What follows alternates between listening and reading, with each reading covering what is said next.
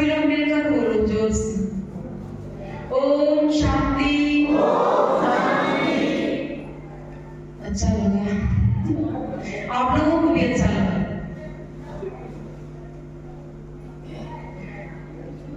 तो हम आप सभी जानते हैं, जैसे कि पहले भक्ति मार्ग में हम आपने सुन रखा था कि भगवान सब जगह है। तो सब जगह का क्या मतलब था, क्यों भगवान को सब जगह कहा, ये एक समझने की बात है। और वो हम आप थोड़ा सा नजर दृष्टि अपनी डालेंगे, समझने के लिए प्रयास करेंगे।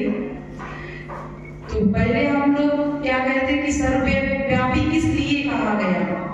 एक तो सबसे बड़ी बात है कि परमात्मा ने जो अभी हम आपको बताया, इस समय कहा कि जब प्रत्यक्षता होगी तो दुनिया में हम आप सभी जो भगवान के ज्ञान में समर्पित हैं, सेवा में समर्पित हैं, तो उन सबकी बाबा ने कहा एक दृष्टि से लाखों लोगों का कल्याण होगा।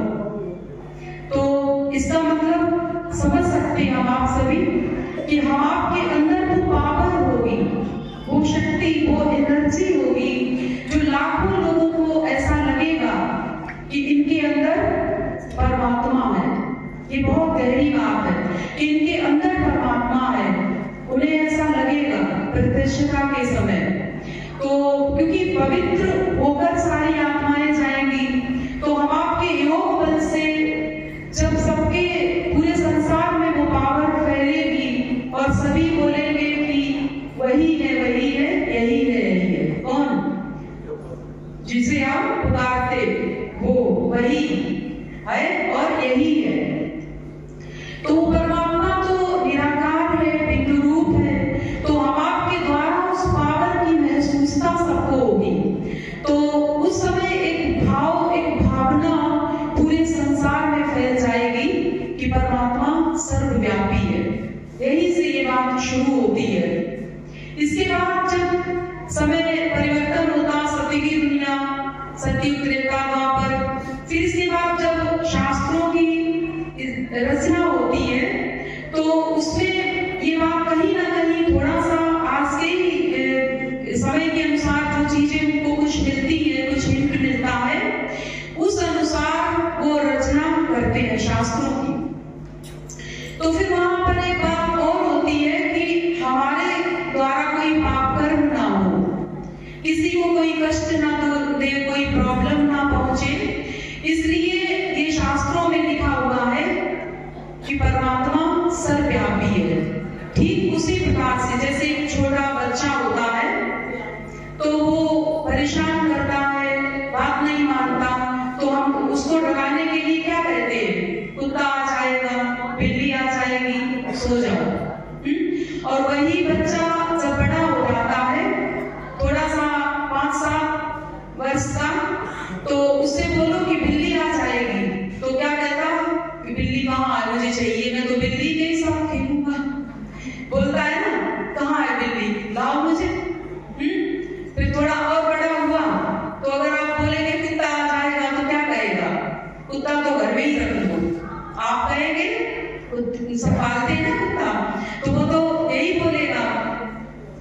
तो डराया तब तक जाता है जब तक कोई डरता है। तो सर्वव्यापी इसलिए कहा गया कि हम आप डरे। इसीलिए हिरण्यकश्यप के लिए कहा कि वो खंबे से प्रकट हुए, मतलब खंबे से प्रकट हुए, ये बात स्पष्ट है। लेकिन समझने के लिए समझने वालों ने आज भी वही समझ रहे कि परमात्मा सर्वव्यापी यानी खंबे के अंदर भी है। ऐसा ही तो है। तो खंबे के अंदर है क्या, मतलब प्रकट हुए, ये भी बहुत समझने की बात है। जब किसी पर कोई अत्याचार होता है, किसी के ऊपर कोई प्रॉब्लम पैदा करता है, तो वो दिल से परमात्मा को पुकारता है। तो इस तरीके से प्रहलाद जी ने जब दिल से परमात्मा को पुकारा, क्योंकि आप सबको पोजीशन पता है, वो कहानी पता है कि खंबे को कैसे क्या किया था, गर्म किया था, हीट थी उसमें, और उसमें प्रहलाद को बांध रखा था। तो जब प्रहलाद उसमें बंधे हुए थे, तो दिल से परमात्मा को पुकार रहे थे। तो परमात्मा हमारा आपका समय पर साथ देते हैं, इसीलिए वो परम आत्मा है। हम आप वो नहीं कर सकते हैं जो परमात्मा पिता कर सकते हैं, तो इसलिए हम आप सभी आत्मा हैं और वो परमात्मा है। तो इसलिए उसने परमात्मा पिता ने क्या किया, खंभे को ही तोड़ दिया और प्रकट हो गए कि वो जो खंभा जो मेरे भक्त को, मेरे बच्चे को परेशान करता, उस खंभे को ही नहीं रखेंगे। तो खंभा तोड़ के और खुद प्रकट होकर उसको बचाया। तो हम आपने क्या कहा कि खंभे से भगवान निकला, मतलब सर्वव्यापी है। तो इसी प्रकार से जब जब जहां प्रॉब्लम्स पैदा हुई, वहां हम लोग यही समझते रहे कि भगवान सब जगह है, ये जानते हुए कि परमात्मा को हम क्या कहते हैं, ऊपर वाला। कभी खंभे वाला, दीवार वाला, छत वाला नहीं बोला, लेकिन फिर भी हम यही समझते रहे कि वो सर्वव्यापी है, जानते हुए और बोलते हुए कि वो ऊपर वाला। इसलिए कितनी सारी जो भी कोई आरती, कोई चालीसा, जो भी बनाया गया भक्ति मार्ग में हम आपको आगे बढ़ाने के लिए, उसमें ऊपर के तरफ ही इशारा करके बनाया गया, पार ब्रह्म परमेश्वर तुम सबके स्वामी। तो इस तरीके से सारे इशारा ऊपर की तरफ ही गए। इसके बाद भी हम आप क्या कहते रहे कि भगवान सर्वव्यापी है। तो सर्वव्यापी कहने से हमारे मन की पोजीशन डाउन रही और हम ऊपर नहीं उड़ सके, क्योंकि सर्वव्यापी मतलब हमारे आपके सबके अंदर व्यक्ति। आप विचार करो कि कुत्ता, सुअर ये हमेशा गंदी जगह पर ही रहते हैं, और उनके अंदर अगर हमने परमात्मा को मान लिया कि परमात्मा उनके अंदर भी है, तो हम उस परमात्मा की याद में ऊपर कैसे जा सकते हैं, ऊंचे कैसे उठ सकते हैं। तो सबसे बड़ी गिरावट की पोजीशन यही आई कि हमने कुछ चीजों में कंफ्यूज हो गए हैं। जब तक हम जिसको पकड़कर हम ऊपर उठते हैं, वो आधार ही तमो प्रधानता की तरफ होगा, उसकी विचारधारा तमो प्रधानता के ऊपर होगी, तब तक हम आप समझते हैं कि हम ऊपर नहीं जा सकते।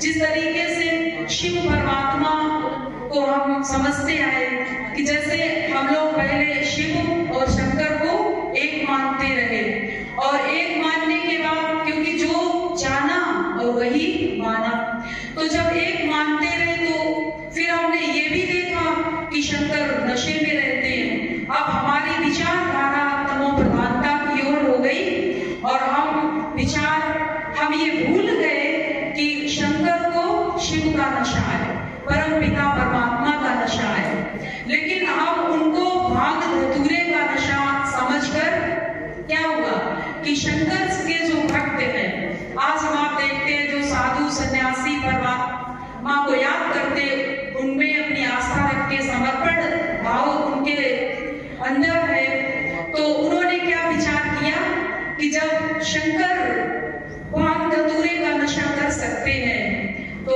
हम भी कर सकते हैं। तो उन्होंने भी भांग धतूरे का नशा किया और उन्हीं को गुरु मानने वाले हम आप सभी गृहस्थ वाले उन्हीं साधु सन्यासियों के पास जाते थे ना इस ज्ञान से पहले।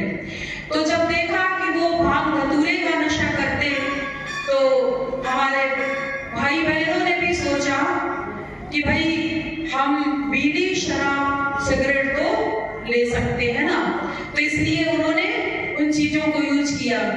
तो जो मेरी सीढ़ी थी, अर्थात जो परमात्मा सर्वशक्तिमान शिव पूरे विश्व का मालिक, उसको पहले हम